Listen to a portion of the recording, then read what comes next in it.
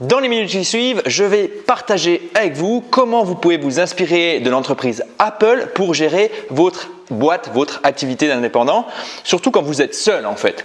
Parce que vous êtes peut-être confronté à ce problème. Finalement, vous savez, vous commencez la journée, vous commencez à réfléchir à votre stratégie, à vos objectifs, ensuite vous envoyez des emails, ensuite vous commencez à poster des trucs sur les réseaux sociaux, ensuite vous mettez un petit peu au travail, vous faites un devis, vous renvoyez un email et puis ensuite vous dites « Ah, il faudrait que je pense un petit peu au long terme, comment acquérir de nouveaux clients, comment avancer sur mon projet ». Bref, tout ceci provoque finalement pas mal de bordel mental et c'est assez compliqué parce que finalement, vous faites énormément de va-et-vient entre ce que j'appelle différents rôles.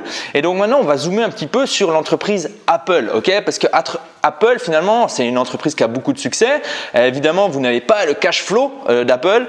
Évidemment, vous n'avez pas la manœuvre, la force, la manœuvre, quoi, les compétences d'Apple. Mais ce qui est assez intéressant, c'est qu'on peut se baser sur finalement les rôles qui composent cette entreprise et essayer de s'inspirer de ces différents rôles pour réussir à vous organiser en tant qu'indépendant dans votre activité quotidienne. Alors, si on zoome dans finalement les différents rôles que compose une entreprise à succès, en général, on a trois différents rôles. On a quoi? On a des stratèges, ok? C'est des personnes qui vont définir la vision, qui vont définir les objectifs, qui vont définir peut-être la manière de communiquer, ok?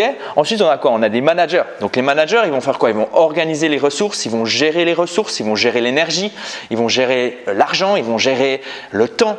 Bref, ils vont vraiment gérer les ressources. Puis ensuite, on a le dernier rôle, celui le plus important, qui est quoi? Qui est l'exécutant, celui qui va faire le job, celui qui va concrètement créer de la valeur, ok? Et donc vous, si c'est pas clair dans votre quotidien, si vous avez de la peine à vous organiser, si vous avez de la peine à obtenir des résultats, en règle générale, c'est que ces différents rôles, vous n'êtes peut-être pas forcément conscient parce que vous êtes seul. Donc évidemment, quand on est seul, on se dit qu'on doit tout faire. Et donc quand on doit tout faire, c'est facile de s'en mêler, parce que on est seul dans notre tête. Quand on se dit il faut que je travaille sur la vision, il faut que je travaille sur les objectifs. Donc bref, c'est difficile de compartimenter tout ça.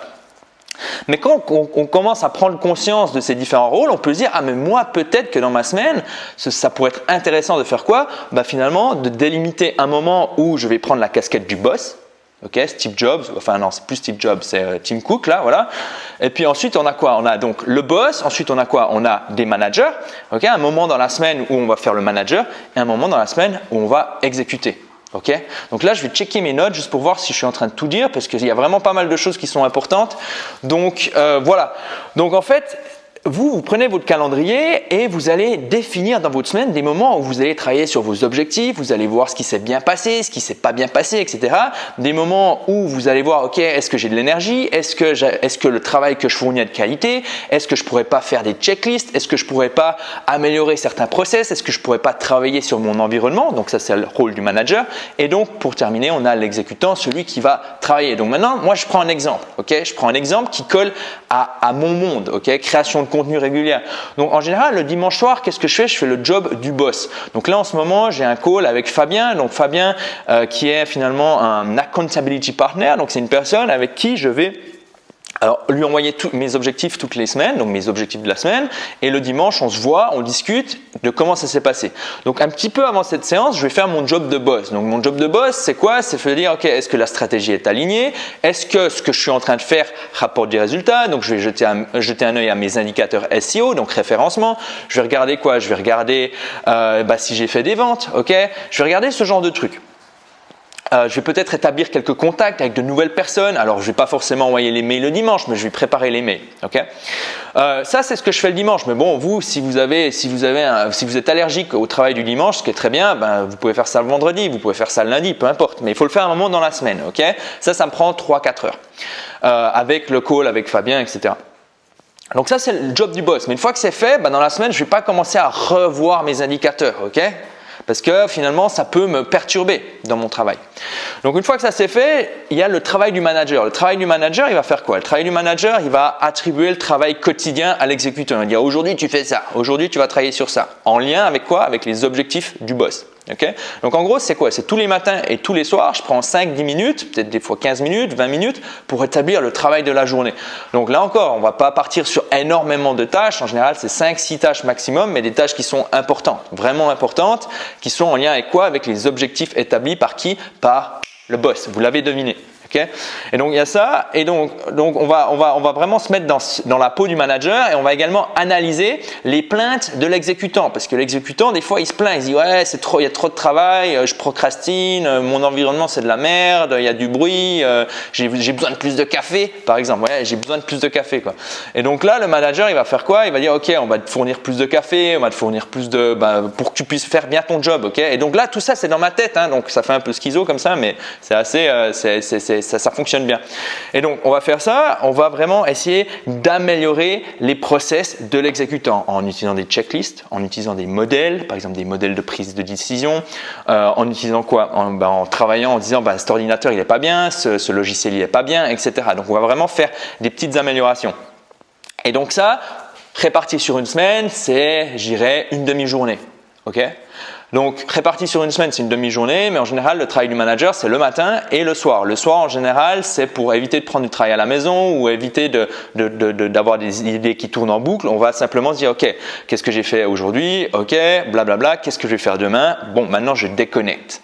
Okay, c'est quelque chose qui est difficile quand on est indépendant. Moi, j'ai ce problème, c'est que finalement, déjà je travaille en ligne, donc finalement mes outils ne sont pas bien configurés. Je vais commencer à prendre des emails en soirée, je vais commencer à checker mes réseaux sociaux, tout ça, et donc c'est un peu le bordel. Donc l'idée du manager, c'est vraiment de couper le travail en fin de journée et de dire ok, l'exécutant, maintenant tu rentres à la maison et tu te calmes. Ok, tu te calmes parce que je sais que tu veux bosser, mais tu te calmes. Donc ça, c'est aussi le manager, il doit gérer l'énergie. Ok. Et ça, si je regarde sur une semaine, on va dire que ça me prend à peu près une demi-journée. Okay, donc on a une demi-journée pour le boss, une demi-journée pour le manager, répartie à plusieurs moments dans la semaine. Et donc après, on a quoi? Il nous reste quoi? Il nous reste le travail de l'exécutant. Okay, donc le travail de l'exécutant, c'est quoi? C'est savoir exactement sur quoi bosser, okay, et ensuite bosser. Okay, et bosser le plus longtemps possible avec une bonne qualité. Donc ça veut dire certaines personnes devront faire des pauses toutes les heures, donc d'autres personnes devront faire des pauses toutes les heures et demie. Bon, ça c'est votre délire, c'est à vous de voir ce qui vous convient le mieux. Mais en gros, c'est vraiment avancer sur les tâches qui ont été définies par le manager. Okay, et donc on arrive à la fin de la semaine, pareil, fin de la semaine, cette fois c'est le boss qui dit ok, bon, qu'est-ce qui s'est passé, qu'est-ce qu'on a fait cette semaine, etc., etc. Il fait un pointage. Mais en fait, le boss ne va jamais venir déranger le travailleur. Donc c'est-à-dire quand vous êtes en train de travailler, vous n'allez pas tout d'un coup dire ah, où en sont mes statistiques? Non. Okay, parce que finalement, c'est quoi? C'est simplement un va-et-vient mental, c'est un shift, c'est une déconcentration. Ça peut aussi vous foutre, je sais pas, moi typiquement, c'est un truc, j'ai encore de la peine à me détacher, mais je vais vous donner mon problème actuel. C'est que quand je fais des lancements, j'aime bien de temps en temps aller voir combien de fric je suis en train de me faire, quoi. Et le problème, c'est que des fois ça fonctionne. Bon, tant mieux, ça me motive, je dis ouais, je vais le faire, mais des fois ça fonctionne pas. Et donc là, le problème, c'est que c'est une tâche de boss. Okay, c'est le boss qui doit faire ça une fois par semaine. Mais si je fais ça quand je suis un exécutant, qu'est-ce qui risque d'arriver? Je suis démotivé. Okay, je suis purée, ça marche pas, et je commence à me remettre en doute. Et donc mes articles, mon contenu, tout ça, il est pas bon. Et des fois, je suis j'arrête d'envoyer des emails. Vous voyez ce genre de truc. Et donc ça, c'est vraiment un truc qu'on peut éviter en compartimentant correctement ces différents rôles. Donc le boss, le manager et l'exécutant. Donc ça, c'était un petit truc que je voulais partager avec vous. Si ça vous intéresse, si vous voulez en savoir beaucoup plus, il y a un lien dans la description de cet épisode qui va vous permettre de vous inscrire à ma newsletter. Donc ma newsletter, en général, qu'est-ce que je fais? Je partage finalement des méthodes d'organisation avancées qui vont vous permettre de virer le stress de votre vie, d'augmenter, voire de stabiliser vos résultats. Parce que souvent, atteindre un résultat, c'est une chose, mais ensuite, il faut le stabiliser sur la durée. Okay, parce que les résultats en dents de scie, qu'est-ce que ça provoque? Ça provoque du stress. Donc si ça vous intéresse, inscrivez-vous à la newsletter. Je vous préviens tout de suite, j'envoie pas mal de mails. Donc si les emails, ça vous donne la chair de poule, j'allais dire abandonnez pas, non, mais abonnez-vous pas. Et puis inscrivez-vous à la chaîne YouTube également pour ne pas manquer les prochains épisodes. Bye bye.